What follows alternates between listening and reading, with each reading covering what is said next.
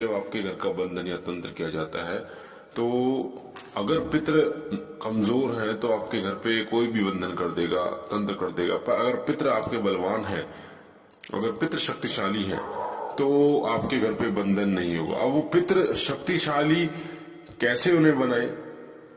क्या पितृ पहले से शक्तिशाली नहीं होते? बिल्कुल नहीं होते। देखा होगा आपने, अगर कोई व्यक्ति जा रहा है और उससे 3-4 लोग जो है वो भिड़ गए तो 3-4 लोग तो उसको पीट देंगे। पर अगर उस व्यक्ति के पीछे कोई अच्छा व्यक्ति हो या उसके पीछे कई ऐसे लोग हों, 15-20 लोग हों, तो वो व्यक्ति नहीं डरेगा और वो थप्पड़ भी मार देगा। इसी तरीके से उसकी पावर बढ़ जाती है उस लड़के की। इसी तरीके से जब आपके पितरों को सानिध्य प्राप्त होता है, यानी कि पीछे से किसी शक्ति का सहारा होता है, तो पितृ इतने बलवान होते हैं कि उस शक्ति के सहारे बड़े से बड़े भूत प्रेत को मार देते हैं, हटा देते हैं, वापस भेज देते हैं। पर अधिकतर घरों में ये परेशानी होती है कि पितृ जो है वो बलवान होते ही नहीं है, या पितृ जो है उनको बलवान किया ही नहीं जाता। पितरों को बलवान करने के लिए वैसे तो बालाजी महाराज में पितरों को कुछ दिन के लिए छोड़ के आते हैं ताकि वो बालाजी की सेवा करें, और बालाजी महाराज की सेवा करने से उन्हें शक्ति प्राप्त हो और दूत उन्हें प्राप्त हो, क्योंकि दूत की सहायता से वो शक्तिशाली होते हैं। 1 से बने 2, 2 से बने 4, यानी कि अगर भूतों को और भूत प्राप्त होंगे, भूतों को और भूत उनके साथ होंगे तो वो और ज्यादा शक्तिशाली होंगे। उसी प्रकार से देवताओं के साथ अगर और देवता होते हैं तो वो देवता और ज्यादा शक्तिशाली होते हैं। उसी तरीके से अगर आपके घर के पितृ कमजोर हैं तो कोई भी शक्ति आपके घर में प्रवेश कर जाएगी। तो पितरों को कैसे शक्तिशाली बनाया जा सकता है और किस प्रकार से किसी देवता को शक्तिशाली बनाया जा सकता है? देखिए, देवता सभी शक्तिशाली होते हैं, अपने लिए शक्तिशाली होते हैं वो, पर वो आपके लिए शक्तिशाली कब होंगे? आपकी भक्ति उन्हें शक्तिशाली बनाती है। भक्ति कैसे? कई लोगों को आपने सुना होगा कि उनके ऊपर माता भी आती है और कोई प्रेत भी है, चुड़ैल भी उनके साथ है, और वो चुड़ैल उनको परेशान करती है और माता कुछ नहीं करती, बहुत ज्यादा परेशान करती है। बहुत से ऐसे केस आए हैं मेरे पास।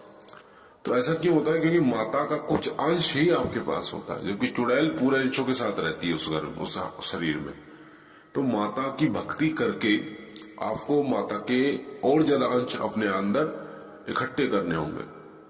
जिस तरीके से आप किसी बर्तन में पत्थर रखेंगे तो जितने ज्यादा पत्थर रखेंगे उतना भारी वो घड़ा होगा, वो बर्तन होगा। उसी तरीके से जितने ज्यादा माता के अंश होंगे उतने ज्यादा माता पावरफुल होगी, शक्तिशाली होगी आपके लिए, और फिर वो आपकी हर तरीके से रक्षा करेंगे।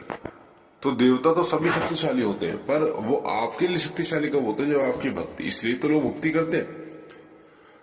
जो चौकी लगाते हैं वो बार बार साधनाएं क्यों करते हैं, बार बार सेवा क्यों करते हैं? कोई झूले की सेवा करता है, धोने की तपस्या करता है, कोई 41 दिन की सेवा करता है, कोई व्रत करता है, कोई मौन व्रत करता है, कोई अखंड ज्योत का सेवा करता है। तो ये इतनी सारी सेवाएं वो लगातार करते रहते हैं पूरी जिंदगी भर। उसका मेन मकसद ये होता है भक्ति को प्राप्त करना, प्लस में जो देवता है उनकी तरंगों को, उनकी ऊर्जाओं को, उनको प्राप्त करना, ताकि वो और ज्यादा शक्तिशाली बने। इसलिए तो लोग धाम बना रखे हैं लोगों ने, लोग चौकियों पर बैठे हुए हैं, उस चौकी पर शक्तियां विराजमान है, अपने पूर्ण अंश के साथ विराजमान है। इसलिए उस चौकी पर कोई प्रेत, जिन, मशान किसी प्रकार का नुकसान नहीं पहुंचा पाता और कमजोर रहता है उस चौकी पर, क्योंकि उस चौकी पर बहुत से देवताओं का वास होता है और पूर्ण अंशों के साथ वास होता है।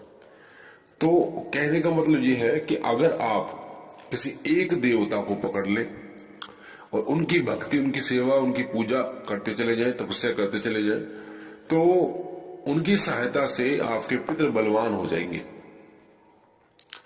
आपके पितरों को उस देवता का सहारा प्राप्त होगा और फिर आपके घर में कोई भी शक्ति प्रवेश नहीं कर पाएगी, ना ही कोई व्यक्ति आपके पितरों का बंधन कर पाएगा किसी भी तरीके से।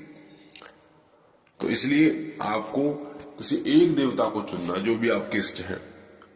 हो सकता है आपके इष्ट हनुमान जी हैं, बालाजी महाराज, या भगवान शिव है, माता दुर्गा है, माता काली, जो भी आपके इष्ट हैं, उनकी सेवा, उनकी पूजा को आप आगे बढ़ाइए। मात्र सुबह शाम दीपक जलाने से वो देवता के ऊपर बात हो जाती है कि देवता का मन है कि वो प्रसन्न हो जाए, कि वो आपको क्या प्रदान करना चाहे।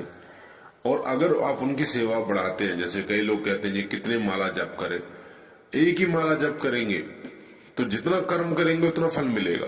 अगर ज्यादा माला जप करेंगे तो ज्यादा फल मिलेगा, आपको बहुत जल्दी अनुभव होंगे, बहुत जल्दी शक्ति भक्ति प्राप्त होगी, सवारी प्राप्त होगी देवता की।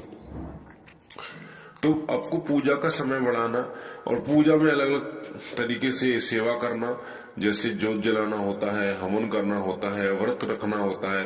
जैसे हनुमान जी की सेवा करते हैं, हनुमान जी को चोला चढ़ाना होता है, बंदरों को खाना खिलाना होता है, कुत्तों को खाना खिलाना होता है, ताकि उनकी कृपा आपको प्राप्त हो।